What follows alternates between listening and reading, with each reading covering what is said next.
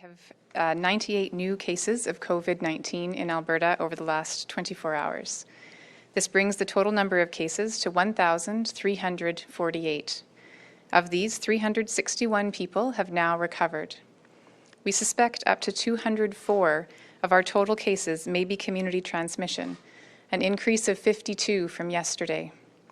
Sadly, as the Premier said, today we are reporting one additional death related to COVID-19, a woman in her 80s in Calgary zone.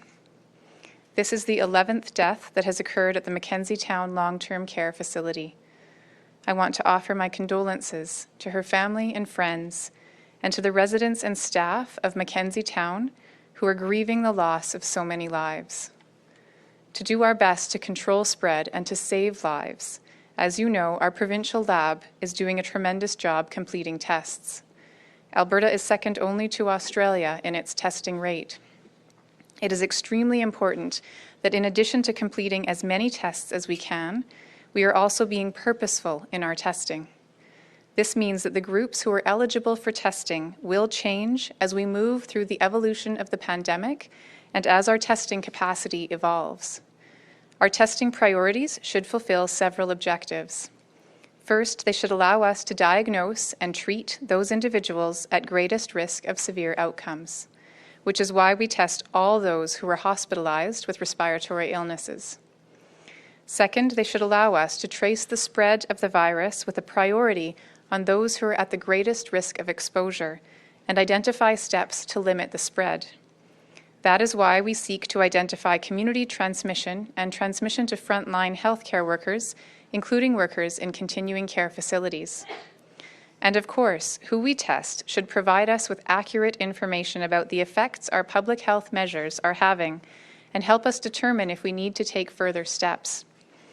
With these goals in mind, and with recent enhanced capacity in our lab to test more samples per day, we have expanded our testing priorities to include individuals with shortness of breath, runny nose, cough, fever, or sore throat who perform the following roles: group home and shelter workers, first responders including firefighters, provincial and federal correctional staff, and those involved in COVID-19 enforcement, such as police, peace and bylaw officers, and public health inspectors.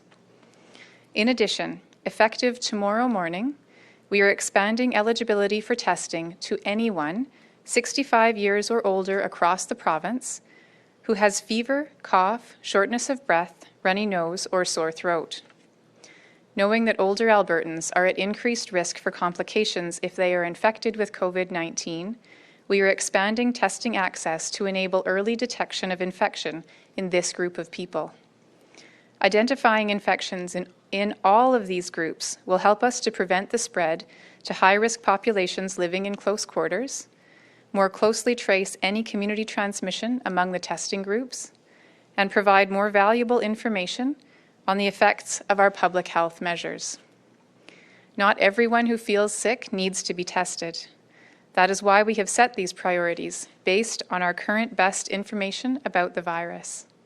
We are putting temporary employment standards rules in place to provide protection for workers and flexibility for job creators during this pandemic.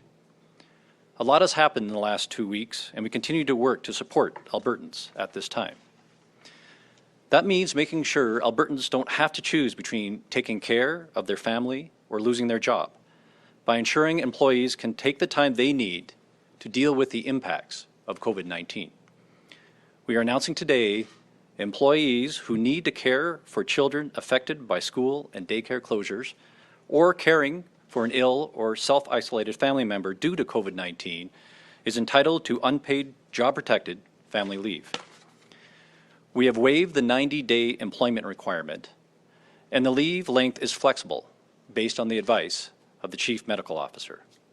And this applies to any Albertan who took time off to care for family on or after March 17th. Now, we know a number of businesses have unfortunately made difficult decisions to lay off people, and I know this isn't easy. We don't know how long we will be in this position, and we want to ensure that every temporarily laid off worker can stay attached to a job. And that is why we are increasing the maximum time for a temporary layoff related to COVID-19 from 60 to 120 days. This change is retroactive for any temporary layoff due to COVID-19 that occurred on or after March 17th. And these temporary measures will give employers the flexibility they need to make it through the pandemic and will allow for sustainability and help with recovery once we get through this and to get Albertans back to work. As the situation continues to evolve, we are making sure we adapt and do everything we can to get Albertans through this. We are improving scheduling flexibility by removing the 24-hour written notice for shift changes and the 2 weeks notice for schedule changes for those under an averaging agreement. Instead, job creators will be required to provide notice of a shift schedule or changes as soon as practical. These will help employees and employers adjust workforce needs due to these rapidly changing circumstances. Many employers are having to quickly reduce staff and limit operations, and providing the required 8 to 16 week notice is not practical. To address this, we are also removing the requirement to provide 8 to 16 weeks notice when 50 or more employees are being terminated at the same time. Employers are still required to provide notice to me for group terminations, and individual termination requirements continue to apply. These are not easy decisions, but necessary decisions to ensure we can recover when this is all over. Finally, to help workers and employers respond quickly to changing conditions at the workplace, we are streamlining approvals related to modifying employment standards. Now, these changes take effect immediately and will stay in place as long as they are needed and the public health emergency order remains. These changes are temporary and a response to the current situation our province faces.